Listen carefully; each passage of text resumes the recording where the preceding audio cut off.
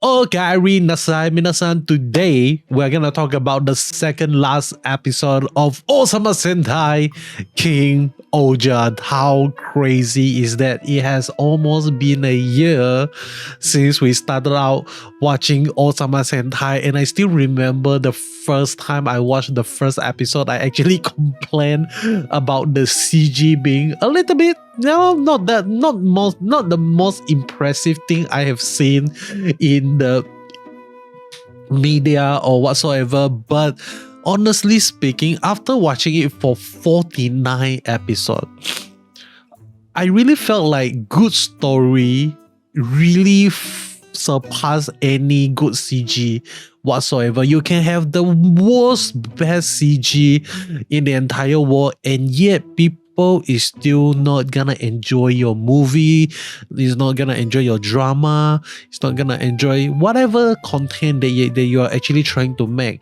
even though it looks fantastic. And I felt like Ohsama Sentai has proven that, they have their ups and their downs. In certain episodes, the CG is like, wow, it's really, really bad, but the story is still there to really, really hook you in. And I see that right now. And I actually, after watching episode 49, I actually kind of think back to myself, like, what other show that has really, really amazing story, but like really, really shitty quality of production, or even kind of like shitty quality of animation. And the first thing that came to my mind is actually Black Clover. So for those who never watched the anime Black Clover, you should definitely go check it out, because the anime is like shit. But the story is wow. The story is your typical shonen story, and yet it still hooks you in every single episode. You just keep on watching and watching and watching it, and it is fantastic, man. But with that being said, let us talk about this episode of Ohsama Sentai, an episode that I really, really think they did really, really well, because they have multiple callbacks and little attention to details to the entire story of Ohsama Sentai. Firstly, we actually get to see the little girl that actually goes and hug Himeno and tells her, now this is my turn to treat you and all the stuff.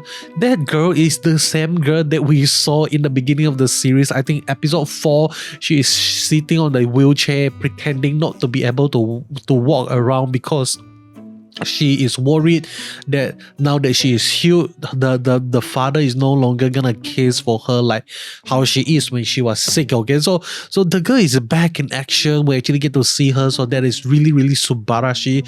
Another thing that I really love is we actually get to see best girl Devonica return in the show. It is so fantastic. I actually gave a theory on how they can actually defeat Grody in the story, and I actually keep speculating like, hey, why not we just have Devonica making a return and ask her to open the gates of the dead and like throw Grody into the land of the dead. That you can, that is one way for you to actually get rid of Grody without actually getting rid of him in a sense. But it is still really, really good to actually get to see Devonica in action in this episode of Ohsama Sentai. I really love her appearance, and the thing that she brings to the table is all the dead parents and all the dead idols and the respectable king and queens of the previous generation of in the war itself. So it is really, really interesting that we actually get to see that happening. We get to see Himeno's parent making a return. We get to see, sadly we don't actually get to see Gin. For those who do not know who the hell is Gin, he is actually the old guy that actually teaches Yanma how to do coding and all those stuff. The previous king of Nunkosoba itself. Okay, so that is kind of sad, but then again, it's fine. Okay, like we don't need kind of like a predecessor for every single king itself. But Really, really fantastic job. The next one we actually get to see is Kara's and also obviously the queen of Tofu. I forgot what is her name already, but we have Kara's and the queen of Tofu.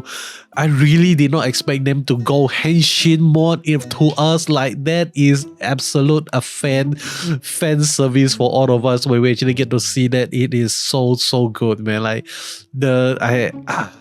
the mothers in the show is just fantastic. If you really think I would assume that you would actually see them as kind of like a mother figure for Rita and also for Deboski, because I think Rita still have her own mom and dad. We just never saw them. But for Deboski, like his parents, I think is dead or something like that, and he's the kid or something like that.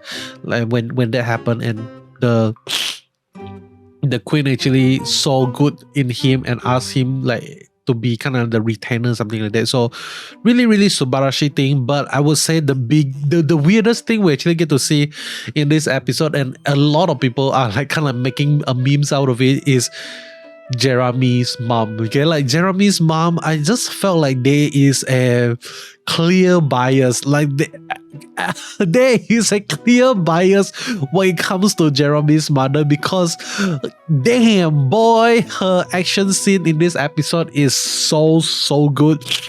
It is just one kick, and yet they make it into such a magnificent scene, and they really is like giving Jeremy's mom like all the fan service, all the special treatment that they can give her. And I felt like the biggest win for Jeremy is he's able to be, buried in between the huge mucus in front of his own mother itself. So that is really insane that they actually did that and showed that in the episode itself. But I love it, man. Like this episode has a lot of little details, and one of the biggest little detail that I realized is regarding Boshima. Okay, like what Boshima and Duga is supposed to represent in the story itself. Because all this while we never actually get to see like why does Sugodem actually need Boshima, and why does Sugodem need Duga both at the same time. Okay, and in this episode we finally actually get to see that happening. Like Boshima's Dugas is the one that says like finally the twin blade of the king is back. When I heard this, my mind is like going kind of like a roller coaster of emotion, roller coaster of like neurons being connected together. And I don't know if you notice or not, but the Sugodem, what is the sugar of Sugodem? It is the stag beetle. So when Duga and Boshima call themselves the twin blade of the king, it means that they are the pincer of the stag beetle itself. So that is so subarashi. And to actually get to meet the real Boshima and to really get to know him and hear how honorable person this person actually is, it just breaks my heart when we actually get to see Boshima saying goodbye to Duga. That is so emotional. Like even though like we don't actually really get to know them, and yet it is still a really emotional scene. Okay, so really fantastic. But one thing that I really did not expect is to actually get to see Rhino Husky still alive, making a return, kind of like doing kind of like a mega slash onto the entire battlefield. That is insane, man. Like getting to see Rhino back in action is really subarashi. I really love it.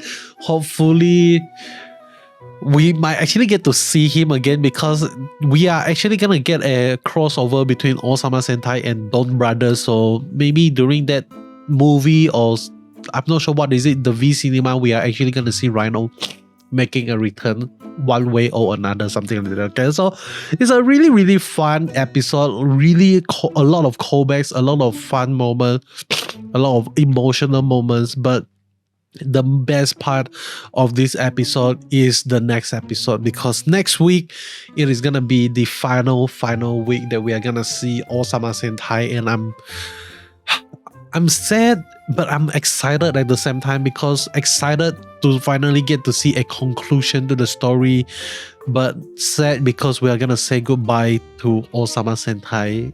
What a fantastic journey it has been. But next week it is gonna went from Endgame to Gurren Lagann really real quick, man. Like holy shit, the way they goes about to end the story is actually mecha fight versus mecha fight. So it is gonna be really fun, really insane. But that is all from me.